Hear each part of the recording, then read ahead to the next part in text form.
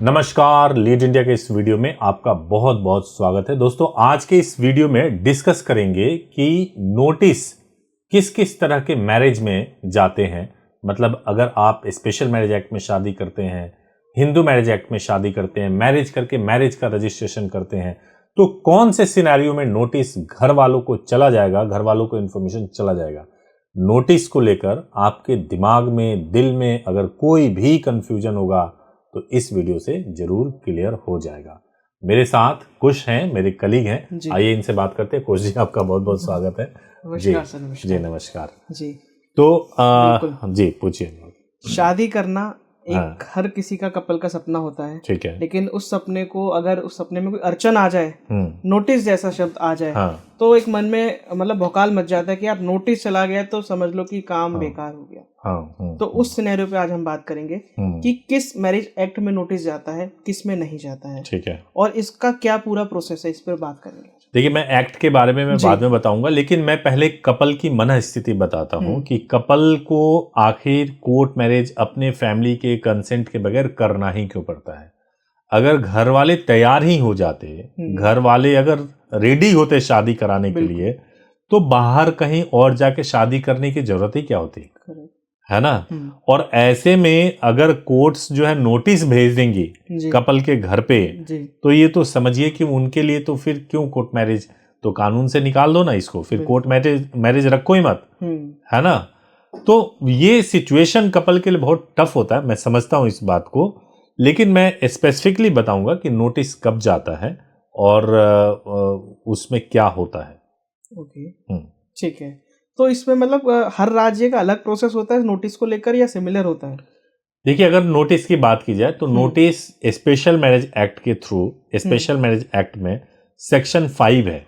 Section 5 में लिखा गया है कि नोटिस बुक होगा, और नोटिस बुक जो है साथ में जो मैरिज रजिस्ट्रार, नोटिस बुक का मतलब ये होता है कि मैरिज रजिस्ट्रार के पास में एक बुक होता है। ओके। और उस बुक के अंदर ये मेंशन करना होता है मैरिज रजिस्ट्रार को कि दो धर्मों के लोग हैं, ये शादी कर रहे हैं, इनकी शादी की दिन और तारीख ये है।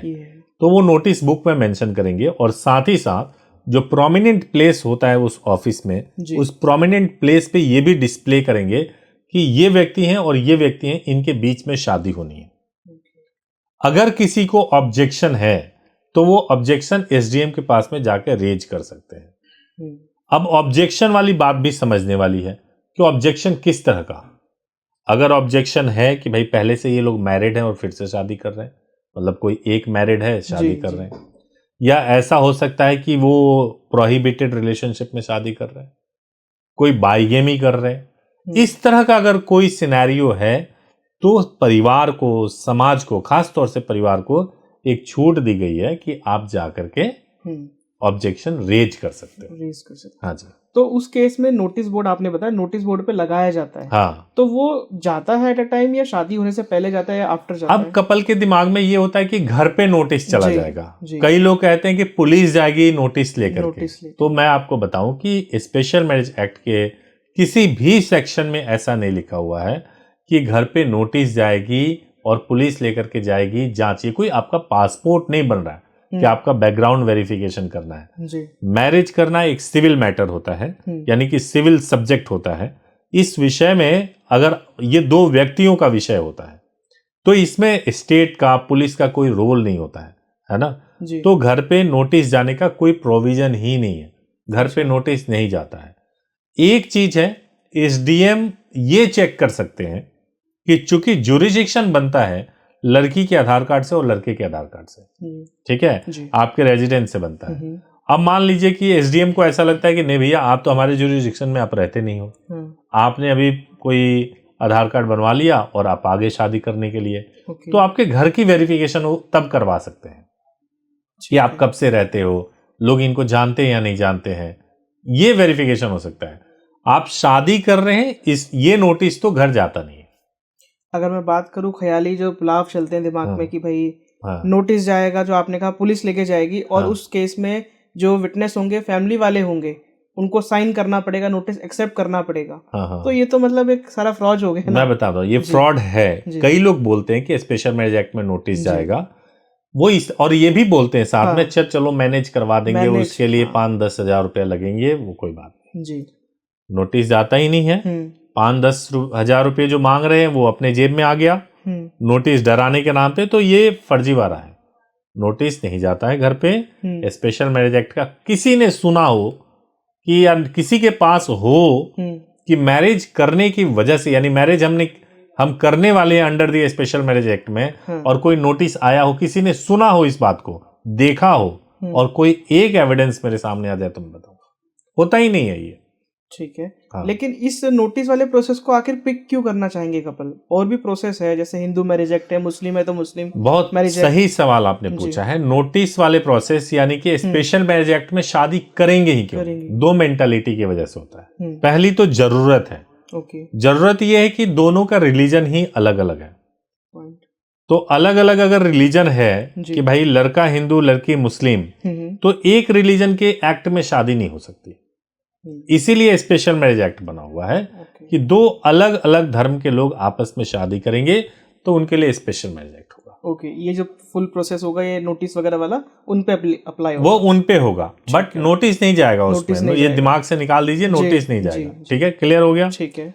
अब दूसरी जो चीज है कि भाई अब कई लोग ऐसा सोचते हैं कि मेरे को कोर्ट मैरिज करना तो है लेकिन रिचुअल नहीं परफॉर्म करना, रिचुअल नहीं परफॉर्म करेंगे तो आपके पास रास्ता है कि आप स्पेशल मैरिज एक्ट में शादी करो, बिना रिचुअल परफॉर्म कराए, केवल डॉक्यूमेंट्स पे साइन करके आप पति पत्नी बन जाओगे। केवल डॉक्यूमेंट्स पे साइन होगा, है ना, उसमें कोई रिचुअल नहीं होगा। तो उनके लिए होता है स्पेशल मैरिज एक्ट। लेकिन क्यों नहीं रिचुअल परफॉर्म करना? जब एक ही आप धर्म से हो, बिल्कुल हिंदू हो, तो रिचुअल क्या दिक्कत है परफॉर्म करने में? केवल 7 फेरे ही तो लेने हैं। कानून में यही तो लिखा हुआ कि अग्नि के सामने 7 फेरे लेना।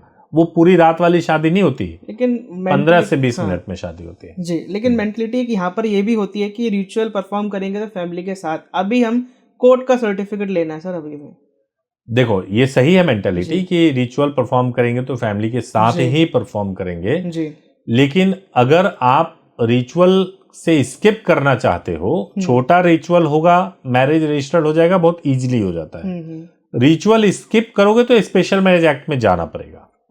और स्पेशल मैरिज एक्ट में जाएंगे तो नोटिस बोर्ड पे नोटिस तो डिस्प्ले होगा ही होगा जी।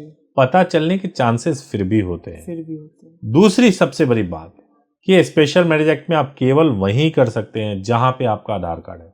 ब्राइड और ग्रूम का जहां आधार कार्ड है वहीं पे आप कर सकते हो, आधार कार्ड पे जो एड्रेस है। ऐसा नहीं कर सकते कि रहने वाले भुवनेश्वर के और गाजियाबाद में आके शादी कर लिया, क्योंकि गाजियाबाद में तो तब होती है ना जब प्लेस ऑफ मैरिज जो है जी प्लेस ऑफ मैरिज क्रिएट हो जाता है जब गाजियाबाद में शादी होती है ना, और इसलिए यहाँ पे रजिस्टर्ड हो जाता है। उम्मीद है सारे सवाल क्लियर हुए होंगे दर्शकों के जी। और मैं यही कहूंगा दर्शकों से, कमेंट बॉक्स में जब भी अपना सवाल छोड़ें तो उनका हमारी टीम की तरफ से रिप्लाई जरूर जाता है, उनको विशेष रूप से देखें और उसके दिए गए निर्देशों के मुताबिक आप काम करें। बिल्कुल बिल्कुल बिल्कुल बिल्कुल सर, शुक्रिया। देखिए मैं एक और चीज इसमें ऐड करना चाहता हूँ कि कोर्ट मैरिज या मैरिज को लेकर के बहुत सारी गलत फहमियां हैं। बिल्कुल, इतने सारे वीडियोस होने के बावजूद भी कोर्ट मैरिज को लेकर के बहुत गलत फहमियां हैं जी।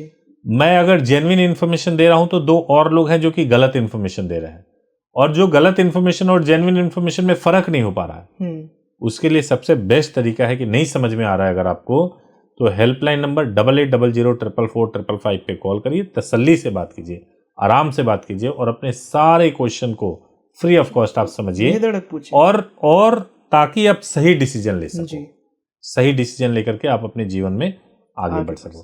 थैंक यू सो मच, आप इस वीडियो में आए और आपने बात किया। Thank you so much.